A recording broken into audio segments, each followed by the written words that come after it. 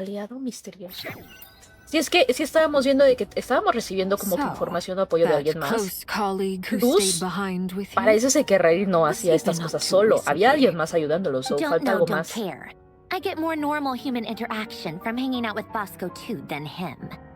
Although, now you mention it, he hasn't bothered me in a while. I wonder if... If he's disappeared without a trace, it's the biggest gift he ever gave to the world. But I somehow doubt that's what's going on. He won't lie low forever. So we'd better stay on guard. Ay, Shusho, ¿quién más? ¿Quién más? Y es un él. Y estas lo conocen. Escucha que hablan los demás.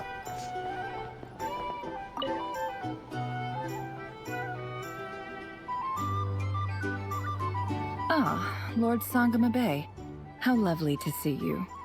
I must thank you for the device you provided. It was an enormous help. Would I be right in thinking that it was developed by the Academia? Why come and ask me when you clearly know already? I mostly came to thank you. That's more like it. A little Pero ella no vino, la que vino fue ella. Lord Sangamabe. Play your cards right, and you might even stand a chance of becoming my long-term supplier. The chance to work with such a kind and charitable investor as yourself would be a great honor for the Curatorium. Huh? Charitable? Who said anything about charity? First time hearing about it. Let's see. The first plot of land you purchased in Nod Krai, your desert interests, and... Stop! What do you think you're doing? Exposing my investment history! It's nothing to hide from. They're all perfectly legitimate investments. And some of the land you purchased was with the intent of building a sanctuary? Yes, I heard about that too. How did you... You're a curious case, Lord Sangamabe. Vaya, vaya, You don't vaya. like people finding out about your good deeds, do you? But I'm afraid no matter how hard you try to keep things under wraps, where there's a will, there's a way. You did it for Sumeru, didn't you? It was empty land that was gonna go to waste otherwise. I figured if I built something there, it might at least get some use in an emergency. Disasters are capricious things. They strike without any warning. I've lost family to a disaster before, and I don't want to lose any friends or business partners if I can help it. My elder sister used to dream of finding a sanctuary. Somewhere with plenty of food, water, and medicine. Where everyone could live happy lives. It was something I looked into, but after discussing things with the Dendro Archon, I decided on a more effective strategy. The tech people handled the tech, and Moneybags provided the Mora. It just made the most sense. It's a pity that so few people know the truth about you. Everyone says that you view everything in terms of Mora, and all you care about is growing your own wealth. So? What's the problem with that? Everyone wants to be rich. It's human nature. So yes, I love Mora, and it's nothing to be ashamed of. But surely you have dreams of your own beyond just making Mora. You don't get it, do you? My dream is to invest in other people's dreams. And, you know, make a nice little slice for myself along the way. Vaya. Just thinking about it makes me happy. Prefiere que la gente piense que sea así a que sea la segunda. Thank you. Claro, demostraría... The device? Demostraría como que... debilidad, ¿no? Oh, that. I was just returning a favor. Don't worry about it. Seems like we've both been away from home for a very long time. Yeah. So long that I barely remember what my family even looked like.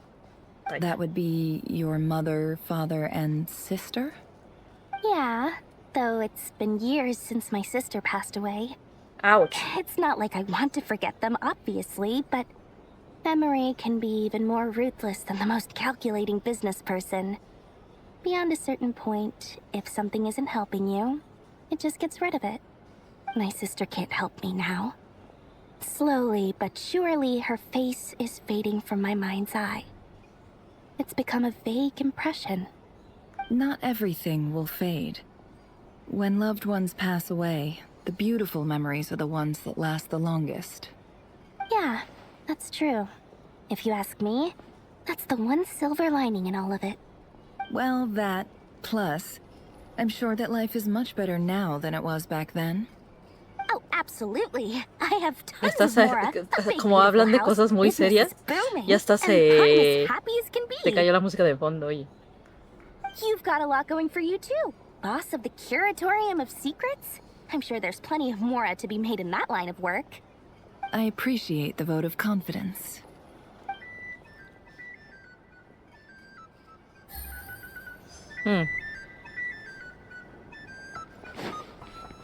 Okay. Barca, Albedo y Durin. How have you been holding up? Any adverse reactions? If you start to take a turn for the worse, make sure you tell me right away. You don't need to worry about me, Grandmaster. I'm fine. I mean, I barely did anything, so... ¿Cuál? Eres el que hiciste muchas cosas, qué modesto. You're too humble, young man. You played an indispensable role in the battle for Humilde, Nod más bien, no Krai. modesto, humilde. We can't thank you enough for your support. Sometimes, when people praise you, it's because you deserve it. The best thing is to accept it calmly and with grace. It's important to learn how to respond to words of admiration. Let's do a quick demonstration. Albedo, that was an incredible feat of alchemy. The pressure was on, but you worked flawlessly at lightning speed to get the job done. Thank you. I can't take all the credit, though. Durin played a big part in forming the alchemical array. Está aprendiendo en alquimia, ¿no? See? Did you Son los catch hermanos that? alquimia ahora. A masterclass in how to take a compliment. Okay, yeah. I did work pretty hard to help prepare for the battle. No point denying that. Hey, you guys! Ah, o sea, entre la plática de este par, o sea, no nos metimos, nada más estuvimos de chismosas. Ellos sí, todos hicieron muy buen trabajo. Hey, look who's bounced back. Looking good, traveler. Seems like you've recovered. You won't need to take any more medication. Can I get you a drink? Huh? You know how to order at a bar now? You've sure learned a lot recently. Handling a drinks order is ridiculously simple compared to alchemy. Exacto, Don't worry, qué diablos, I'll Paimon, blend what the into hell? society yet. Paimon believes it. You're clearly a fast learner, just like your brother. To be totally honest, though, Paimon didn't quite follow all the details when you first explained the plan to us. Don't worry, that's completely understandable. Unless you're a student of alchemy, it's hard to grasp the principle and how the process works. To put it in the simplest terms, we saw how our enemy stole the power of Kuvaki. And that gave us the idea of stealing his power to turn it against him. Yeah. When facing an enemy you have no hope of defeating, it's best not Bueno, to sí está engage un them in poco battle. curioso cómo le hicieron. So, instead of looking for a way to overpower him, Magia del guión. we decided to help Columbina get strong enough to at least stand up to him in a fight. For this to work, we had to analyze his modes of attack, confirm who his main target was, and make sure that he wouldn't go beyond the range of the alchemical array. For Ah, added security, we prepared a total of 4 arrays. But to por si mitigate the impact identificaba of the uno. battle, we identified one location in particular as the ideal spot, which is where the confrontation took place. The alchemical array absorbed his abyssal power. Then Durin processed it to render it usable by Columbina. That power enabled her to do what would otherwise have been nigh on impossible. What surprised me was that Dainsleif actually agreed to join us. Given his history with Rerir, he had every right to sit this one out. claro, We're decir, extremely fue mi grateful amigo for y the por decision he respeto made. me voy a salir, pero sin embargo decidió hacerlo. No es fácil luchar contra un antiguo amigo. It must have been a painful choice to make. But I'm sure that making a decision was far better for him than staying in limbo. Absolutely. He was torn between 2 paths, but in the end, he made his choice and stuck to it resolutely. He doesn't strike me as the sort of person who'd stay trapped in limbo for long. Anyway, however you cut it, everyone gave a stellar performance. And now, it's time to kick back and celebrate. Nice.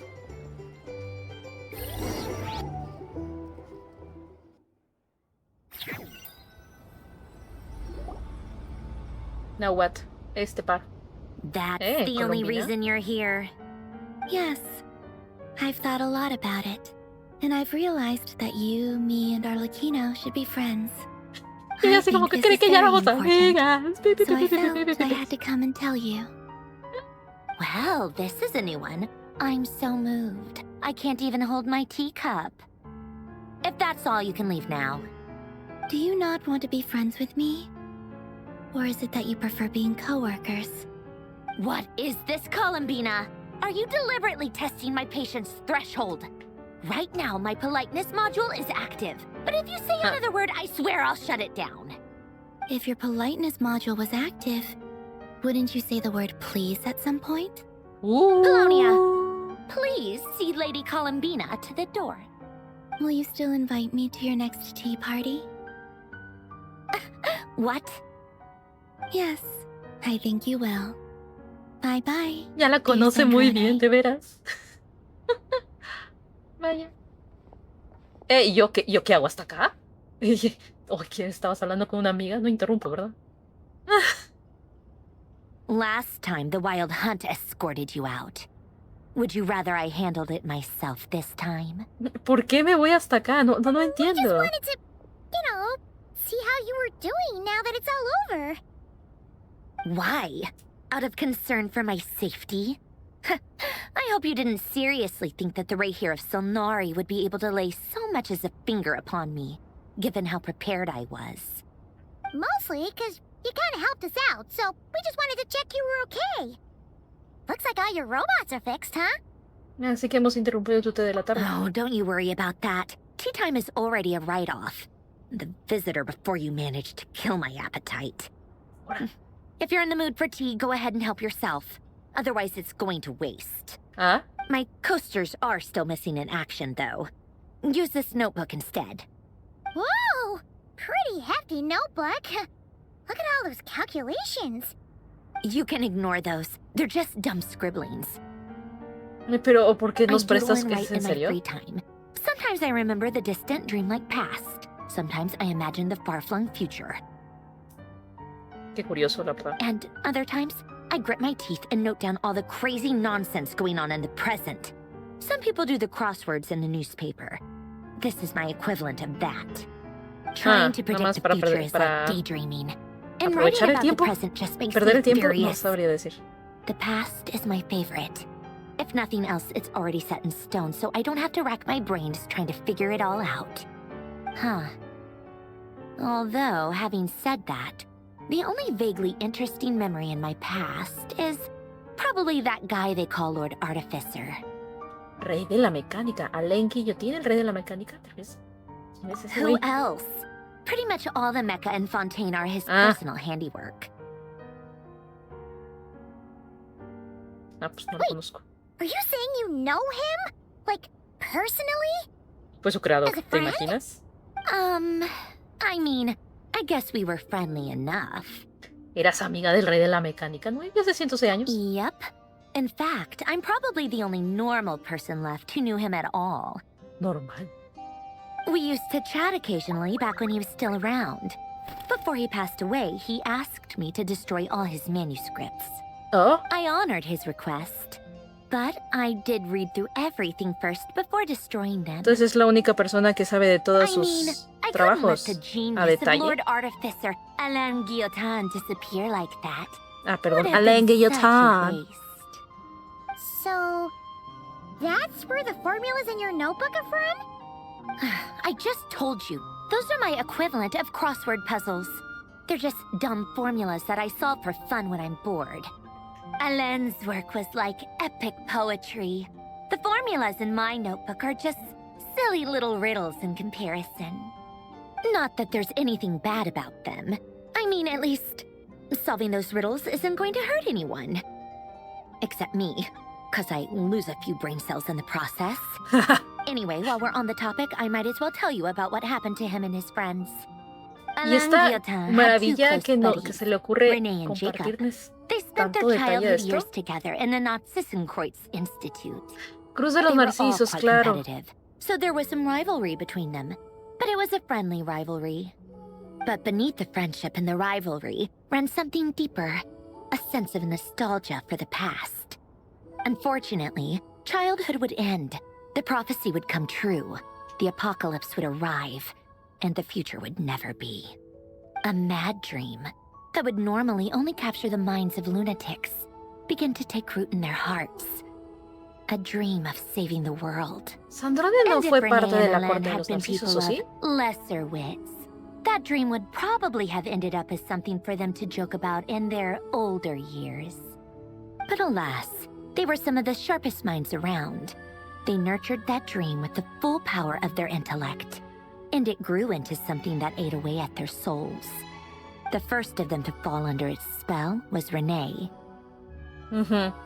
Against Alain's wishes, he persisted in experimenting on a mutual friend of theirs to try and save their life. Alain did not approve and parted ways with René. It's complicated. Alain wanted to believe that René only did what he did for the sake of their friendship. But when he told me about what happened, I could tell he still had some suspicions about René's motives. Perhaps the seed that would grow into a nightmare had already sprouted in René's mind. Even then. The next time they met, René's soul had been completely engulfed by the dream of salvation. His futile attempt to change the tide of fate only resulted in a wave that swallowed up the world, even before the apocalypse came. And although that wave died down eventually, I hear that it just recently came back with a vengeance. As I understand, René wanted to live out his dream of salvation once more. But I'm told that the attempted resurgence finally died out for good. At long last, René awoke from his deluded dream. Though of course by then it was far too late. What do you think of René? Do you admire his transcendent genius? His view that any price was worth paying to achieve the lofty goal of saving the world? Nos está dando una indirecta. Or do you despise him? Dismiss him as an evil madman who wrought havoc on the lives of everyone around him as he pursued his delusional dream. Same difference, really. Just a matter of perspective. No lo sé. What a cop-out. But I suspect you'd have a more incisive and insightful answer if we dug into it further. ¿Y tú qué piensas, René? I don't like fanatics who give up their whole lives for their ideology. Nor do I like fools who let their delusions Sí, porque intentó y pues no lo logró, Maybe you know. I could understand if René had just been an ordinary person. But he had a sage-like intellect. And still managed to get himself lost in the labyrinth of his own desires. Sí. Anyway, that's enough about René. Now, moving on to Alain Guillotin, the Lord Artificer. He managed to put a stop to the first storm whipped up by René. But after that, Alain lost his friends and family. To his credit, I suppose, the loss of his family and friends was purely a tragic accident. It's not like Alain sacrificed them for his cause or anything. After that, the only thing supporting his work was the same dream that had dragged his closest friend down to the abyss. But although the desire to save Fontaine drove him to found the Fontaine Research Institute, Alain continued to reject any form of transcendental knowledge or power. He was suspicious and fearful of it, having seen the way it had affected his closest friend. I think that formulas and machines derived solely from human intellect were the only thing that gave him a sense of spiritual comfort. Yet Alain's intellect was simply too great. It barely left him space to breathe in his lifetime. Once he realized that the end of his life was approaching, he finally accepted the truth. The Narcissus Kreutz Institute needed someone, and a human being, to see its story through to the end. He quit working on his formulas, trading them in for the fairy tales that had played such a formative role in his childhood, but which he barely touched in his adult life. He told me that the director of the Nod Institute used to read those fairy tales to the children as bedtime stories. Apparently, they worked wonders at sending kids off to sleep. I think that all he wanted at that time in his life was to be able to sleep deeply without being plagued by depression. By that point, nothing else really mattered. At the very end, he laid down to rest in the ruins of the former Nod Institute orphanage, while the Fontaine Research Institute he had founded continued tirelessly with its work. Many years after that, tensions over competing dreams would once again cause a rift, this time between members of the Fontaine Research Institute. But the actions of those fools had nothing at all to do with Alain.